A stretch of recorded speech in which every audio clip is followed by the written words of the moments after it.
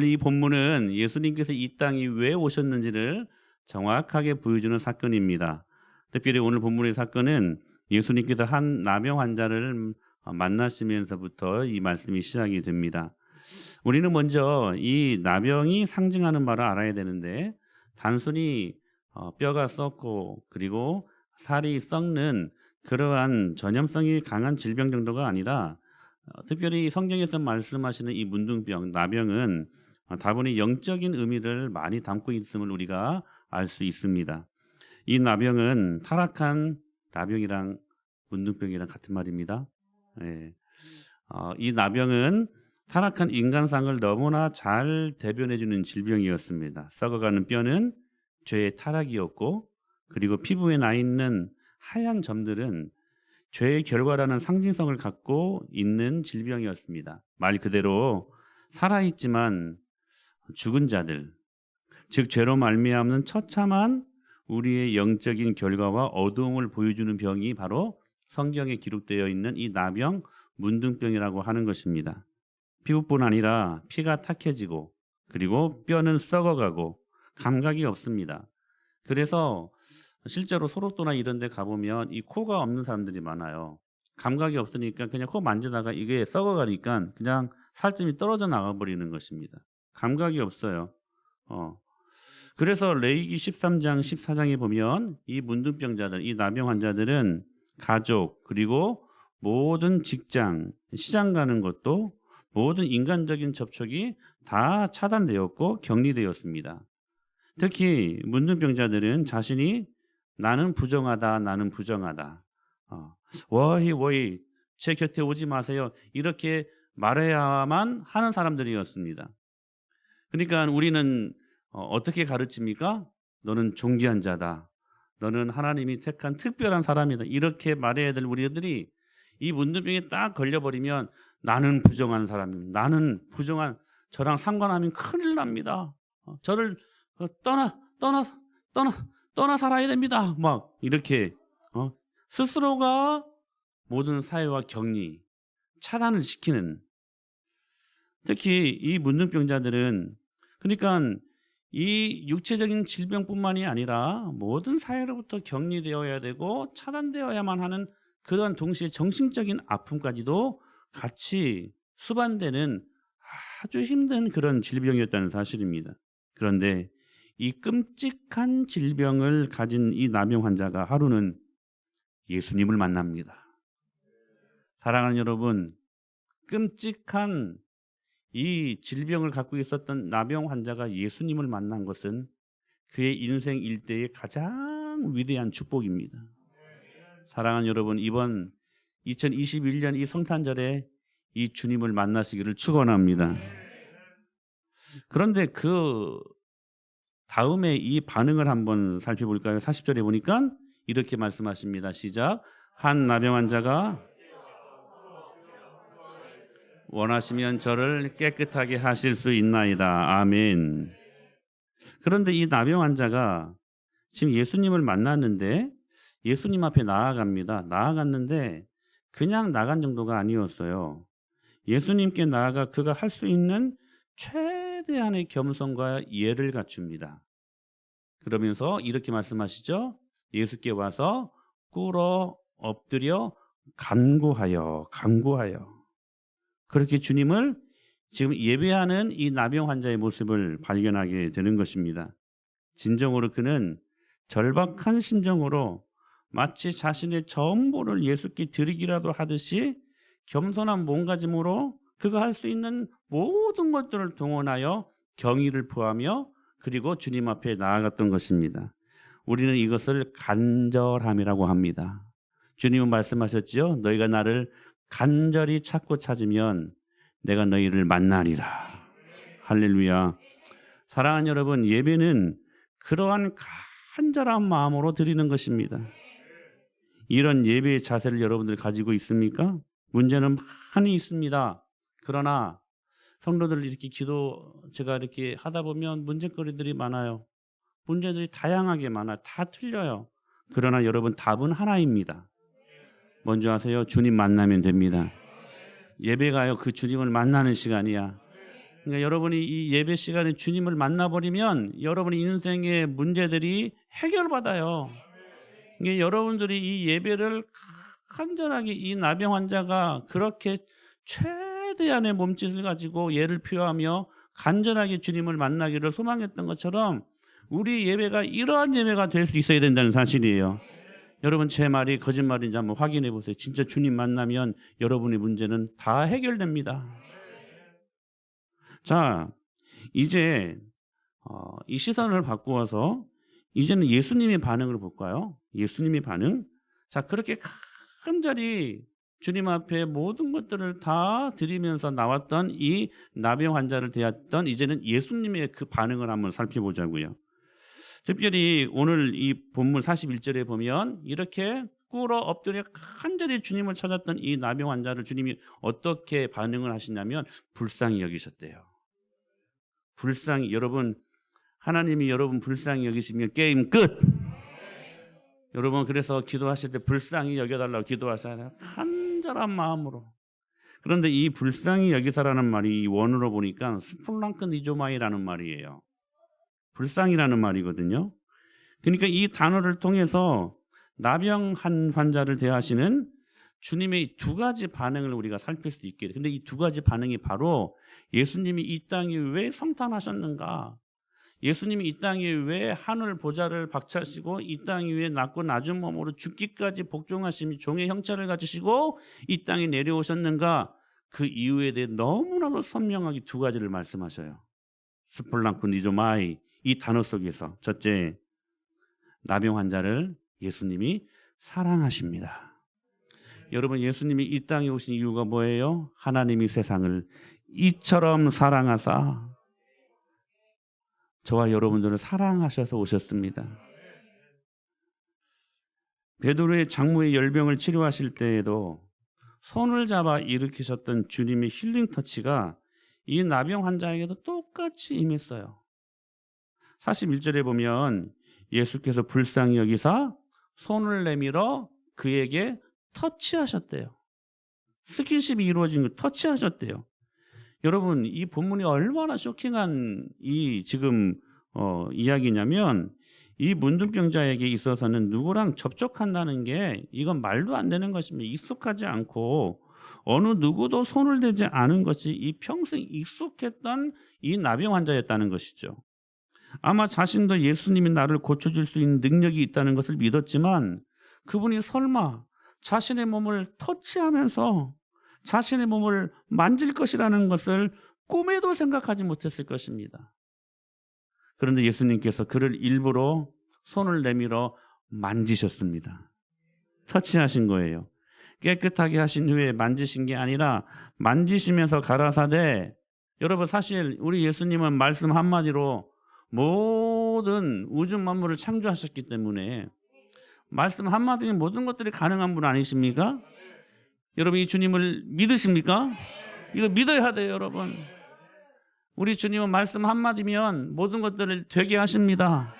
그 주님의 전능하심을 믿고 살면 우리 안에 염려 없어요. 근데 왜 염려해요? 그걸 못 믿으니까. 오늘 이 성탄절에 그 주님을 만나고 돌아가실 수 있기를 축복합니다. 말씀 한마디면 모든 것들을 가능하신 분이에요. 모든 것들이. 얼마든지 거리를 두고 너 나아라. 말씀 한마디면 치료되는 것 아니겠습니까? 근데요. 일부러 손을 내밀어서 온 몸이 지금 썩어 골마 터진 이 진물이나 문둥병으로 하얗게 붙어있는 고름으로 진물나는 몸을 예수님이 일부러 다가가셔서 그 몸을 터치하셨다는 사실이에요. 만지시는 순간 내가 원하노니 깨끗함을 받으라고 선포하시는 그 순간 피부를 덮고 있었던 더러운 질병들, 고름이 나고, 여러분 고름이 나면 얼마나 냄새가, 피부가 썩는 건데 여러분 실제 썩는 냄새 맡아보셨습니까? 그 여러분 정말 맡아봐서는 아니될 냄새입니다. 썩으니까 냄새가 나서 코를 붙잡아야만 했던 그 고약한 질병을 주님이 만지시는 그 순간에 모든 반점들이 사라지고 그 살이 아기 살과 같이 부드러운 살로 변하는 그 기적의 순간이 주님이 터치하시는 그 순간 찾아왔다는 사실이에요. 여러분 우리가 화장실 청소를 할 때 보면 변기만 만지려고 해도 막 이게 넘어오지 않습니까? 그런데 그것보다도 더 지저분하고 냄새나는 이 문둥병자를 어떻게 어떻게 그런 생각이라도 했었을까? 그런데 우리 주님께서는 그런 것에 아랑곳하지 않고 그 나병 환자를 만지시며 내가 원하노니 깨끗함을 받으라.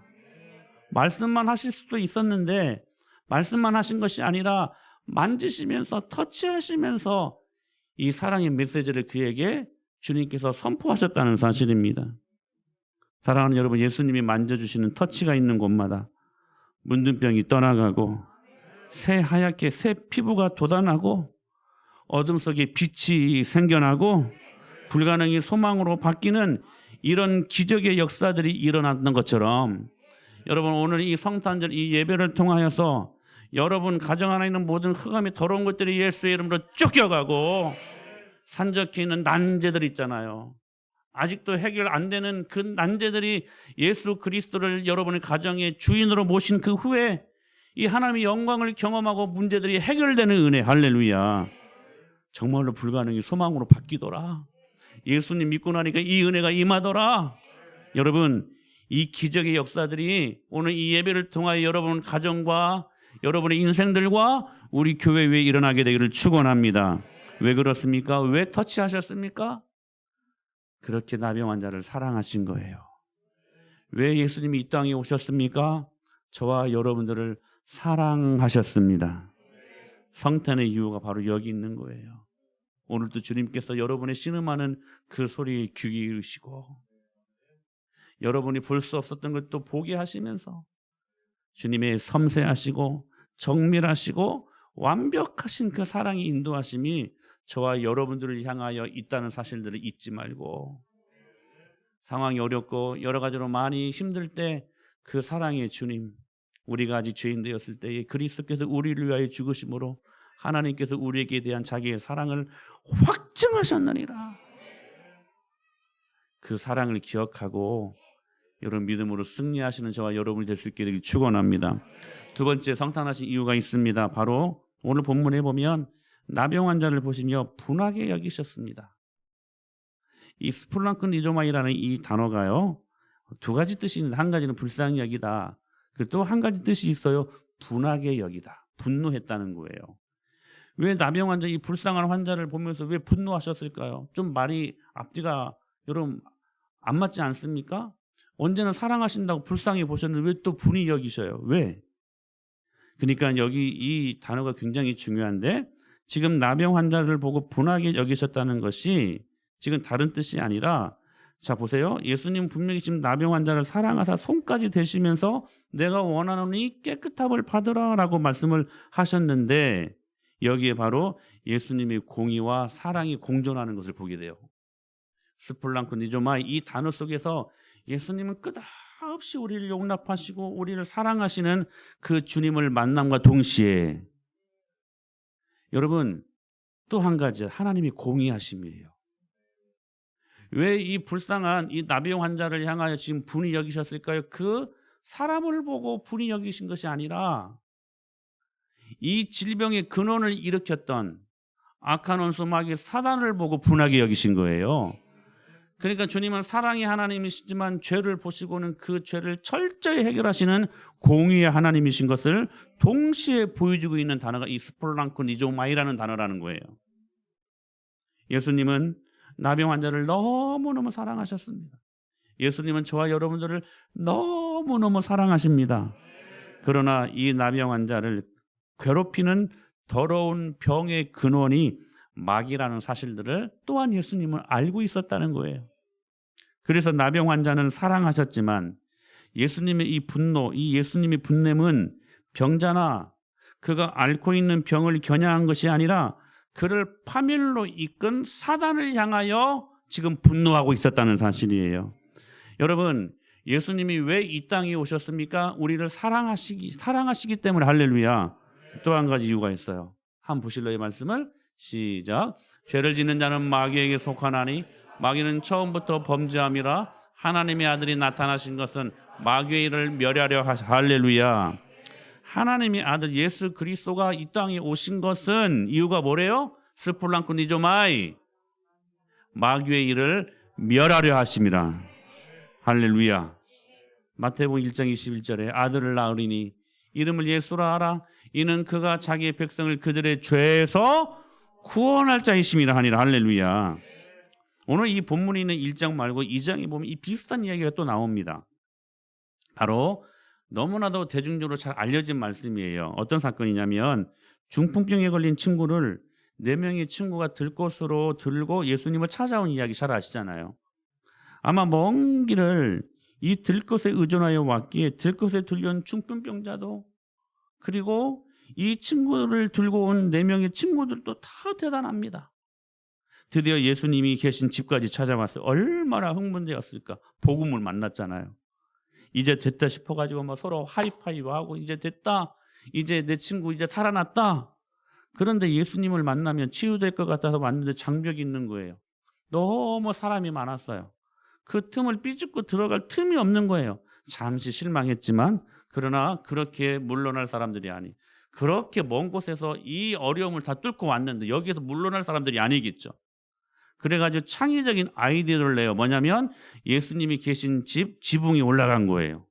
그리고 그 지붕을 뜯어내는 생각, 그리고 말씀을 가르치고 계시는 예수님의 옷자락 위에 모래와 흙더미가 막 떨어지더니 잠시 후에 천장에서 들 것이 엘리베이션 이게 쭉 내려오는 거예요. 그 순간 얼마나 감격했을까. 누가요? 그 친구들과 특히 그 중풍병 걸린 친구가 드디어 예수님의 눈과 정확히 맞췄을 거예요. 아마 그 예수님의 눈 만약에 뚫고 내렸는데 여기가 아닌갑다 하고 하면 얼마나 실망했을까. 근데 정확히 예수님의 눈과 마주쳐요.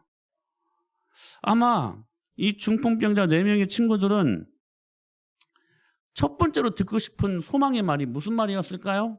일어나 내 침상을 들고 이제는 걸어가라. 이 말씀 듣는 게 여러분 세상의 소망 아니었을까요? 근데요, 예수님이 다른 말씀, 어문깽뚱한 말을 해요. 무슨 말을 합니까? 이 말씀이에요. 시작. 예수께서 그들의 믿음을 보시고 작은 자야 내 죄사함을 받았느니라 하심. 예수께서 그들의 믿음을 보시고 중풍병자야 이제 내가 네 믿음을 받다 일어나 걸어라, 이 말이 아니었어요. 중풍병자는 이 말 듣기를 원했을 거예요. 여러분 교회 왜 나오셨습니까? 이런 말들 들으려고 나오지 않습니까? 근데 주님이 보시기에는 더 근원적인 문제에 해결점이 있어야 된다는 사실이에요. 여러분 자 보세요. 작은 자야 내 죄사함을 받았네. 왜 이렇게 말씀하셨을까? 여러분 기억하셔야 돼요. 예수님이 이 땅에 오신 이유가 바로 이거예요. 죄의 일을 멸하시기 위해. 할렐루야. 사단의 일을 멸하시기 위해. C.S. 루이스라는 유명한 그 변증가 이렇게 이 부분들에 대해서 말씀을 드렸습니다. 한번 들어보세요. 사람이 자신에게 저질러진 잘못을 용서하는 거야 누구나 이해할 수 있다. 당신이 내 발을 밟으면 내가 당신을 용서한다. 당신이 내 돈을 훔쳤으면 내가 당신을 용서한다는 말은 물론 용서 자체가 어려운 일이지만 그래도 타당한 말이라는 것이죠. 그렇죠 여러분? 나에게 피해를 줬으니까 내가 용서한다 너를. 이 말은 맞는 말이라는 거예요. 그러나 자신의 발을 밟히거나 돈을 뺏기지도 않은 사람이 남의 발을 밟고 남의 돈을 훔친 사람을 용서한다고 공언한다면 그 사람을 어떻게 봐야 할까? 아무리 좋게 말해도 실없고 어리석은 행동이라 아니할 수 없다. 제가 만약에 여러분 전혀 상관없는 사람, 저기 지금 걸어가는 저 사람이 지금 누구에게 뺨을 맞았어요. 그런데 그 사람을 때린 사람을 제가 갑자기 막 달려가가지고 제가 용서하겠습니다. 이게 말이 되냐는 거예요. 이것은 아무리 좋게 말해도 실없고 어리석은 행동이라 아니야. 지금 예수님이 지금 그 말씀이라는 거예요. 지금 전혀 상관없는 한 청년이 와가지고 내가 너를 용서하겠다, 죄사함을 받으라, 막 그런 메시지를 지금 전하고 있었다는 거예요. 그런데 예수님이 그러셨다는 거예요. 그분은 사람들에게 죄가 용서되었다고 하셨고 그 죄 때문에 명백히 피해를 입은 사람들의 생각은 물어보신 바 없다. 마치 자신이 핵심 관련자인 양 모든 죄의 1차적 피해인 양 서슴없이 내 죄사함을 받아라. 이런 말씀들을 많이 하셨다는 거예요. 그런데 이것은 그분이 정말 하나님일 때만 할 수 있는 행동이다. 여러분, 이 말을 들은 교사들과 당시 종교 지도자들이 이 예수님의 이 선포에 내포된 엄청난 의미를 대번에 알아차리면서 다음과 같이 이렇게 말한 적이 있어요. 시작. 이 사람이 어찌 이렇게 말하는가? 신성모독이로다. 오직 하나님 한 분 외에는 누가 능히 죄를. 이 사람들이 예수님을 지금 하나님으로 보는 거야, 지금. 이들의 이 말 속에서 지금 이게 드러나는 거예요. 이 일은 하나님만 하실 수 있는 일이다. 자, 보십시오. 이 사건도 예수님의 사랑으로 여러분 중풍병자를 치료하신 사건 아닙니까? 예수님이 이 중풍병자를 사랑하셨기 때문에 그 병을 치료하신 것을 믿습니다. 그러나 눈에 보이는 현상, 즉 중풍병자를 치료하시는 게 주님의 주 사역이 아니었다는 거예요. 그것은 하나의 결과일 뿐, 예수님이 이 중풍병자를 만나 처음으로 하신 일이 뭡니까? 이 말이었어요. 다시 한번 5절 말씀 시작. 예수께서 그들의 믿음을 보시고 중풍병자에게 이르시되 작은 자야 내 죄사함을. 그들의 필요를 알았기 때문에 내가 너로 이제는 침상을 들고 일어나 걸을 수 있는 건강을 주겠다, 이렇게 말씀하시지 않았고, 첫 번째로 그들에게 선포하신 말씀이 뭐였냐면 내 죄사함을 받았느니라. 중풍병자가 듣기를 원하는 말이 무엇이었을까요? 예수께서 그들의 믿음을 보시고 중풍병자에게 이르시되 작은 자여 일어나라, 내 침상을 들고 걸어가라, 이런 말 아니었을까요? 우리는 흔히 육체의 질병, 나병, 중풍병, 암, 이것만 치료되면 정말 행복할 텐다라는 그런 소망을 갖고 있지 않습니까? 우리 아들이 대학에 합격만 하면 정말 행복할 텐데, 정말 행복할 텐데, 이번 사업 이 문제만 해결되면 정말로 행복할 것 같은데, 걷기만 하면 살맛이 날 텐데, 더 이상 불행하지 않을 텐데, 더 이상 불평 안 할 테니까 제발 걸을 수만 있다면, 이 지금 중풍병의 입장에서 하나님이 이 소원만 들어주시면 제가 더 이상 다른 거 원하지 않습니다. 제발 이것만 이루어 주시옵소서. 하지만 예수님은 그것이 착각이라고 말씀하십니다. 너무 차갑게 단호하게 말씀하십니다. 이렇게 사람들은 자신들이 가지고 있는 소원을 구세주로 삼고 있다는 거예요. 예수님을 믿어야 되는데 그 소원이 이루어지는 그 사실로 예수님을 믿고 있다는 거예요. 우리가 이 소원을 정말로 이루어지기를 원하는 그 소원을 구세주로 왜곡시키고 있다는 거예요. 예수님이 이렇게 말씀하셨습니다. 내가 몸만 고쳐주면, 너의 이 필요를 해결해 주기만 하면 너 평생 행복할 것 같지? 그럼 하시는 말씀. 하지만 두어 달만 지나봐라. 그런 행복은 오래가지 않아. 불만족의 원인은 더 깊은 곳에 있단다. 그래서 예수님은 우리가 생각하는 소원 성취의 근본적인 행복이 있다라고 말씀하시지 않았습니다. 만약에 여러분 우리의 소원 성취의 행복의 근원적인 해결이 있다라고 주님이 그렇게 생각하셨다면 당장 이 필요 때문에 찾아온 이 중풍병자를 고치셔야지요. 뭔 죄사함이야. 죄사함은 눈에 보이는 것도 아니잖아요. 우리 눈에 보이는 것을 원하지 않습니까? 빨리 그 침상을 들고 일어나서 걷고 다시 그 건강을 회복하여서 여전히 그 어느 때와 같이 건강하게 오래오래 무병장수 그렇게 살기를 원하는 게 이 사람에게 있어서 절박한 소원 아니었을까요? 그런데 예수님은 그렇게 문제를 다루시지 않았어요. 이 중풍병이 바로 죄에서부터 왔다는 사실들을 예수님은 간파하신 거예요. 그래서 스플랑크니조마이, 그 죄를 보고 분노하신 거예요. 그러므로 예수님은 이 중풍병의 근원인 죄의 문제를 다루시면서 이 중풍병의 근원적인 부분을 터치하고 계셨다는 사실입니다. 그러시면서 이렇게 말씀하시는 것 같아요. 내 고통을 처음부터 다 안다. 걱정하지 말아라. 내가 고쳐준다. 하지만 인생의 가장 큰 문제는 육체의 고통이 아니라는 것을 알아야 된다. 근본 문제는 바로 죄라는 것이다. 죄를 해결해야 근본적인 행복이 임하는 것이다. 주님이 이렇게 말씀하시는 것입니다. 남용 환자가 고침을 받고 중풍병자가 치유를 받는 것, 여러분 그 자체가 잘못된 겁니까? 아니요. 여러분 치료받아야만 됩니다. 우리가 구할 것들 중에 하나입니다. 아프면 치료받기를 원하고 문제가 생기면 그 문제를 해결받기를 우리는 원해야 됩니다. 그것 때문에 기도도 해야 됩니다. 그러나 중요한 것은 뭐냐면 다만 이 소원만 이루어지면 치유와 구원이 찾아오리라는 생각이 문제라는 거예요. 그래서 이 소원만 이루어지면 또 다시 자기 맘대로 살아버립니다. 이게 기복적인 신앙의 문제라는 거예요. 하나님께 이 기복의 문제를 가지고 이 소원만 이루어지기를 간절히 주님 앞에 나와서 기도합니다. 주님은요 우리에게 늘 언제나 스플랑코 니조마이 우리를 사랑하시는 분이시기 때문에 우리가 기도하면 주님이 응답하십니다. 근데 이러한 관점을 갖고 나온 사람들은 이것만 해결받으면 또 자기 마음대로 살아버립니다. 그래서 또 문제가 생기면 또 소원을 빌고 이런 삶이 반복되는 한 우리는 인생의 끝없는 아픔이라는 굴레 속에 갇혀 살게 되어 있다는 사실이에요. 사랑하는 여러분, 주님은 오늘 저와 여러분들에게 주님을 더 깊이 만나시기를 원하십니다.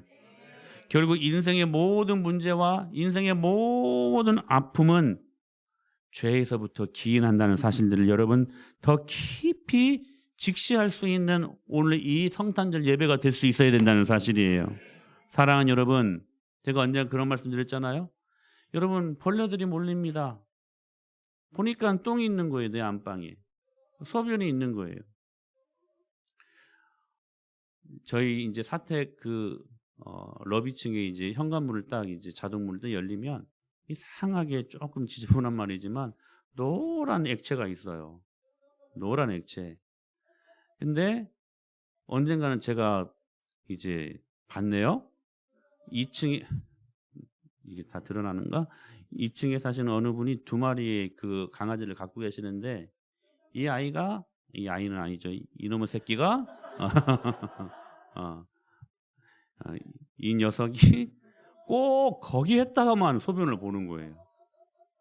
거기에다가만. 누가 모르면 그냥 모르는 줄 알고 밟고 가요. 저도 밟을 뻔했다가 보니까 이게 보통 액체가 아닌 거야. 그래서 그것을 밟지 않고 몇 번 갔었는데 버젓이 거기에다 그렇게 소변을 보는데도 저 같으면 저는 강아지는 별로 안 좋아해서 저는 고양이도 별로 안 좋아합니다. 저는 외환용 별로 안 좋아해요. 저 같으면 야 여기에서 무슨 소변이냐 막 끌고 가야 되는데 거기다 그냥 세워요 그냥 이렇게. 왜 그럴까? 근데 어김없이 그렇게 액체가 있으면 벌레들이 몰려. 파리떼가 몰려. 그걸 치우는 그 청소하시는 아줌마는 얼마나 힘드실까? 그게 소변인 줄 알고 그걸 치울까요? 근데 어김없이 그거 있으면 벌레들이 몰려요. 파리떼들이 몰려요. 그래서 여러분 어떤 사람들은 그럴 겁니다. 이 파리약 스프레이 막 뿌릴 거예요. 막 에프킬라 같은 거. 그런데 여러분 당시에는 그것들이 해결될지 몰라도 그것이 있는 한 또 몰리지 않겠습니까? 그렇다면 이 여러분 해충들을 이 모기나 이 파리떼를 아예 오지 않게 하려면 어떻게 해야 됩니까? 그 오물을 치워야 되지요. 이거예요. 여러분 인생의 모든 문제는 물론 주님께서 때로 우리를 연단하시고 우리를 훈련하시려고 고난을 주실 때가 있어요. 그러나 중요한 것은 여러분 10중 8구는 우리의 죄 때문에 기인한 문제들입니다. 그러므로 현상만 해결하려고 하면 다시 그 현상에 또 부딪히게 되어 있다는 사실이에요. 내가 왜 아픈가? 내가 항상 왜 이렇게 힘든가? 내가 왜 항상 교회를 다니면서도 이런 어려운 문제 때문에 허덕이는가? 여러분 더 깊이 찾아가서 그 근원의 문제들을 살펴야 된다는 거예요. 그게 뭐냐면 바로 죄의 문제라는 거야. 그렇다면 여러분 죄가 뭘까요? 오늘 주님께서 이 땅에 오신 이유가 첫 번째는 우리를 사랑하시기 때문에 또 두 번째는 우리를 너무 사랑하신 그 죄에 우리가 파멸에 이르지 아니하도록 오늘 그 죄를 멸하시기 위해 우리 예수님이 오신 것이잖아요. 그럴 때 그 죄가 뭘까요? 여러분 성경에서 말씀하는 뭐 살인, 뭐 간음 이런 것들은 죄에 대한 하나의 그냥 결과물일 뿐이지 죄의 근원의 문제는 아니에요. 죄가 뭐냐면 여러분 이거예요. 이 말씀이요. 시작. 그때 이스라엘의 왕이 없으므로 여러분 죄가 뭘까요? 자기 힘으로 살아가는 사람들입니다. 정확히 선악과와 연결되어 있어요. 자기 생각으로 하나님 되고 싶어서 선악과를 그 따먹은 순간 선과 악을 이제는 내가 주인이 되어서 내가 판단하고 내가 결정지으며 사는 인생. 자수성가 참 좋은 말 같죠? 여러분 선과 악은 말씀으로 분명히 여러분 나뉘어집니다. 그러면 우리는 말씀에 기준하여 말씀에 근거한 삶을 살아야 돼요. 근데 모든 선과 악의 기준이 내 생각, 내 판단, 내 기준 여기에 국한되어 있다는 사실이에요. 더 쉽게 말하면 죄는 뭐냐? 하나님 없이 자기 마음대로 살아가는 인생들이라는 거예요. 제가 요즘은 나는 자연이다 이거 안 봅니다. 이거 보니까 안 되겠더라고요. 어떤 그 강사가요. 왜 나는 자연이다 이 사람들이 이 의외로 많은 사람들이 이거 좋아합니다. 이거 특히 남자들이요. 왜 좋아하는 것을 연구를 했대. 그랬더니 아내들이랑 살기 싫어가지고 그런다는 거예요. 저는 좋아했던 이거 절대로 그거 아닙니다. 요즘 저 그거 안 봐요. 혼자 살고 싶어요. 왜요? 자기 마음대로 살고 싶어서 누구한테 간섭받기도 싫고 누구한테 싫은 소리도 듣기 싫고 혼자 그냥 마음껏 살겠다는 거예요. 아하, 죄가 이런 것이구나. 자기 마음대로 사는 것, 내 뜻대로 한다는 것. 여러분 우리는요 중심 잡아야 돼요. 할렐루야. 말씀 중심, 예수님 중심, 교회 중심이어야 되는데 이게 중심이 아니라 자기 중심이야. 자기 중심이야. 그래서 여러분 우리는 교회를 보고 여러분 집도 정해야 할 줄 알아야 되고 여러분 그렇게 사십시오. 응? 여러분 형편에 따라 교회 옮기지 말고 교회의 필요를 따라서 여러분의 필요를 여러분 교회 중심으로 몰아가야 돼요. 그게 복된 사람이에요. 복된 사람들. 근데 계속해서 자기 중심이야. 자기 중심. 결국엔 여러분 흑암입니다. 여러분 선이 무엇입니까? 하나님이 선입니다. 토브. 하나님.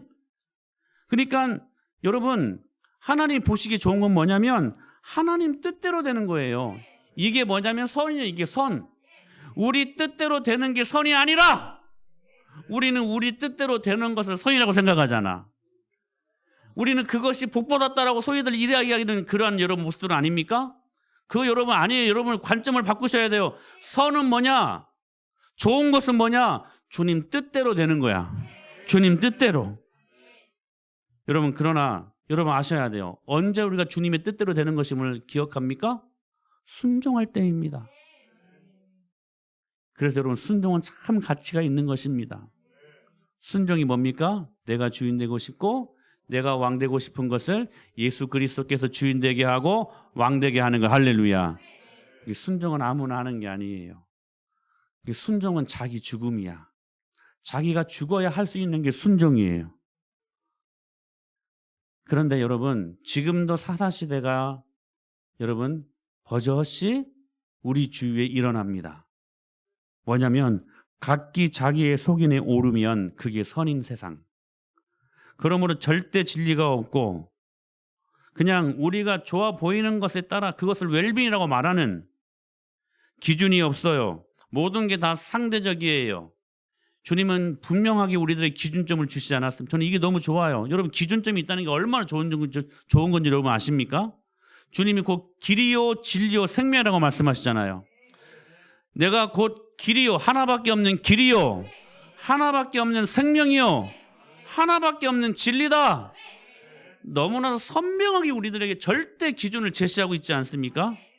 우리는 그거 믿으면 됩니다. 근데 이 포스트 모더니즘이라고 말하는 이 시대가 말해주는 게 뭐냐? 상대주의 아니에요. 절대 진리는 없다. 상황에 맞추어서 시대에 맞추어서 진리도 변한다. 그런데 이 시대에 유독 절대적으로 존재하는 것이 한 가지가 있어요. 자기 자신이에요. 자기 자신이 맞다고 하면 그게 선이야. 그게 선이야. 그래서 이 사람들은 순종을 몰라요. 자기가 동의되는 것만 순종해요. 그걸 순종으로 착각하는 거. 그건 동의하는 것이지 그건 순종이 아니에요. 왜냐하면 선을 평가하는 중심에 누가 있어요? 하나님이 아니에요. 누가 있어요? 자기 자신이 있는 거야. 여러분, 아담과 하와가 왜 근본적인 불순종의 죄를 범합니까? 판단 기준에 자기 자신이 있었던 거예요. 이거 따먹는 날에 이 선악과를 따먹는 반드시 죽을 것이다. 주님이 절대 진리를 말씀하셨는데 자기 생각에, 문제는 자기 생각이야. 문제는 자기 경험이야. 문제는요, 자기 신념이야. 여러분, 이 자기 생각이 예수님의 십자가의 보혈을 통과하셔야만 합니다. 그래야 여러분의 삶이 형통해요. 근데 모든 죄는 자기 중심적인 사고방식에서부터 나오는 것이라는 거예요.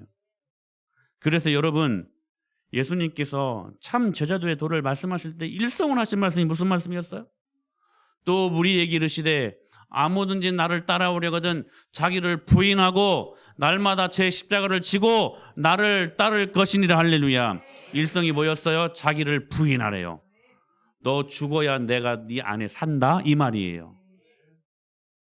사랑하는 여러분, 내 안에 예수 그리스도 사시고 나는 죽고 그 인생이 여러분 축복된 인생이라는 말이에요. 모든 문제는 내 안에 내가 중심이 되어서 내가 판단하고 내가 결정 내리고 그렇게 살아갔었을 때 우리 안에 흑암이 임하게 되는 것이고, 이 자기 중심적인 사고방식 때문에 일어나는 모든 죄의 결과들이 저와 여러분들의 삶 속에서 아픔과 슬픔과 고통으로 임하게 된다는 거예요. 그래서 바울이 뭐라고 말했냐면, 예수님의 가르침으로 죽을 때까지 여러분 바울도 싸웠어요. 그러면서 그가 결론 내어지는 이 고백, 시작. 내가 그리스도와 함께 십자가에 죽었다는 거예요. 죽었다는 거예요. 그런즉 이제는 내가 사는 것이 아니요 오직 내 안에 그리스도께서 사실. 무슨 말씀이? 나는 죽고 예수 살고. 여러분 시소하시죠. 시소. 여러분, 내가 내려가면 예수님 높아지고 내가 올라가려고 하면 여러분 예수님 낮아져요. 여러분, 예수님을 높여드려야죠. 여러분, 여러분이 낮아지려고 하지 마세요. 여러분이 예수 그리스도를 높여드리는 삶을 살아야 돼요. 할렐루야. 그러면서 하셨던 말씀, 시작. 이제 내가 육체 가운데 사는 것은 나를 사랑하사 나를 위하여 자기 자신을 버리신 하나님의 아들을 믿는. 할렐루야.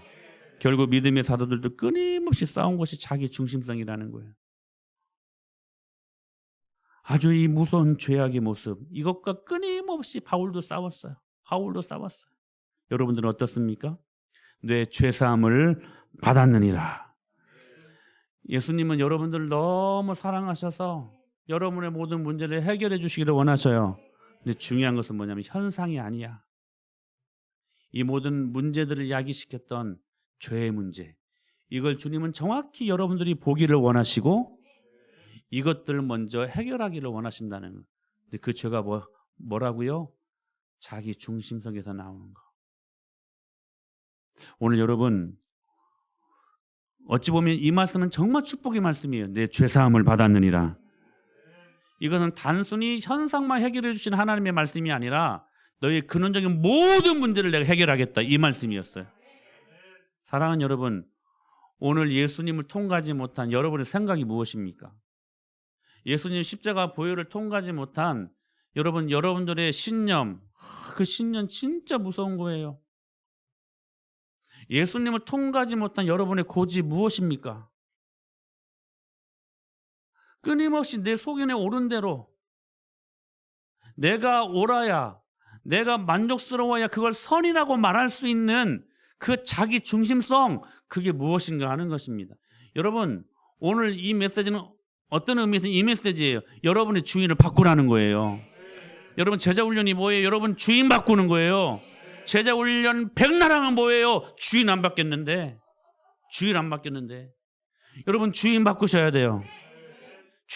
내 마음 안에 있는 내 삶의 주인이 누구신가? 예수 그리스도.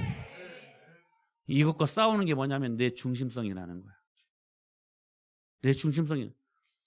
그러니까 여러분 순종이 삶의 라이프 스타일이 되는 사람들은요. 여러분 순종이 돼요. 왜냐하면 주인을 예수 그리스도로 바꿔버렸거든. 주인이 말씀하시는데 종인 우리가 순종해야지. 할렐루야. 사랑하는 여러분, 오늘 이번 이 성탄절이요. 여러분 그냥 이렇게 넘어가지 마세요. 이거 짚고 이거 해결하고 넘어가세요. 주님이 이 성탄절에 오신 두 가지 이유. 여러분을 깊이 사랑하셔서, 여러분을 너무 사랑하셔서 여러분의 문제로 여러분들이 허덕이지 않게 하기 위해 제일 근원적인 문제를 해결하시길 원하시는 하나님. 오늘 이 말씀의 은혜를 경험하고 예수님 통과하지 못했던 내 자아의 그 강함, 제가 언젠가 말씀드린 비거에고 거만한 사람들의 마음은 넘어짐의 앞잡이다. 교만은 패망의 선봉이요, 거만한 마음은 넘어짐의. 거만한 마음이 뭐예요? 그게 비거에고. 에고, 내 자아가 빅 강해지면, 커지면 반드시 여러분의 삶은 넘어짐의 앞잡이래. 여러분 그런 삶을 살면 안 되잖아요. 여러분 안에 있는 비거에고, 오늘 이 말씀 듣고 깨져야 될 사람들이 너무 많은 것 같아요. 오늘 이 말씀 듣고 여러분 회개해야 될 사람이 너무 많은 것 같아요. 여러분의 그 강한 자아, 제가 언젠가 말씀드렸었죠. 하나님 앞에 강적들 되지 말라고. 하나님 앞에 강적들 되지 마세요. 아니 하나님 앞에 강적이 될 사람이 대상이 따로 있지, 하나님 앞에 강적되면 어떡해? 이상하네. 저 오늘 메리 크리스마스라 이제 기쁨으로 마지막까지 정리하려고 그랬거든요. 근데 여러분 기본적으로 이해하시고 여러분이 기본적으로 인정하셔야 될 게 뭐냐면, 설교할 때 제가 설교하는 거 아니에요. 주님이 이끌어 가셔요. 저는 지난번에 이 간증을 듣고요, 굉장히 제가 위로를 받고 은혜를 받았네요. 어떤 우리 교회 성도님이요, 어느 순간 하나님 은혜를 주시는데 눈을 열어서 환상을 보게 하시는데, 제 뒤에서요 천사들이나 하나님이 날개짓으로 저를 감싸주는 그런 환상을 본대요. 여러분 안 보이시나요? 제가 그 메시지를 듣고 너무 큰 위로를 받았어요. 하나님이 과연 설교할 때 저와 함께 하시는구나, 나와 함께 하시는, 그걸 내가 경험을 하니까요, 제가 더 이렇게 막 힘이 나는 거예요. 사랑하는 여러분, 이거 주님이 여러분들에게 하시는 말씀이에요. 말씀을 받으셔야 돼요. 제가 여러분들 좋은 말씀만 드릴 수 없잖아요. 성령님께서 말씀하시는 거 제가 제 편에서 이거 인터셉트 시키면 안 되잖아요. 여러분 강한 자아를 예수님의 이름으로 제거하세요. 그거 제거해 여러분의 삶이 형통해요. 어떤 사람들은 거짓골이야, 거짓골. 똑똑한 것 같은데 공부도 매우 잘해가지고 좋은 대학 나와서 좋은 직장 갔는데 영적인 세계만 들어가면 멍청이가 돼버려. 응? 다시 말씀드립니다. 여러분들은 어리석게 하고 어미왕고, 미련하게 하고 완고하게 하고 고집스럽게 한 더러운 귀신들이 예수님의 이름으로 쫓겨갈지어다. 그 여러분 쫓아버리세요. 어느 때까지 그거 안고 사시려고 그래요? 멍청한데 고집스럽기까지. 이거 사람 미치고 팔딱 뛸 일이야 이거. 여러분 이런 사람들 하나님이 고치시기도 어려워요. 이거 공부 잘하고 머리 좋아서 지혜로운 게 아니에요. 성령님이 함께 하시면 지혜로워요. 오늘 그 지혜를 달라고 기도하세요. 그리고요, 여러분의 강한 자아 죽여야 돼. 강한 자아 죽여야 돼요. 여러분 하나님의 말씀이요, 여러분 살아온 그 생각 경험들보다 더 여러분 높아요. 할렐루야. 여러분의 경험보다 하나님의 말씀이 더 커요. 강한 자아를 버리신 순한 양들 되세요. 여러분들은 저를 위해 기도할 때 선한 목자 되게 해달라고 기도하시잖아요. 착한 목자. 저도 기도합니다. 여러분들이 착한 양들 되셔야 돼요. 선한 양들 되셔야 돼요. 그래야 목양관계가 여러분 성립되는 거 아니겠습니까? 목자만 선하고 양들은 불량들 되면 어떻게 해요? 불량들 되면 안 되지. 그건 목양관계가 안 되죠. 착한 목자가 있으면 선한 여러분 착한 양떼들도 있어야 돼요. 착한 양떼들의 표징이 뭔지 아세요? 목자의 음성을 듣는 거야. 자기 음성으로 삶을 살아가지 않고 목자의 음성을 듣는 거예요. 여러분 예수 그리스도의 음성을 들으세요. 그리고 그 음성 들음이 여러분의 기쁨이 되어야 되고 그 말씀대로 내 삶이 내 기질이 내 모든 것들 라이프 스타일이 그냥 빨려 들어가는 것이 축복이라는 거예요. 오늘 이 성탄절날 여러분 이 은혜를 경험하셔야 돼요.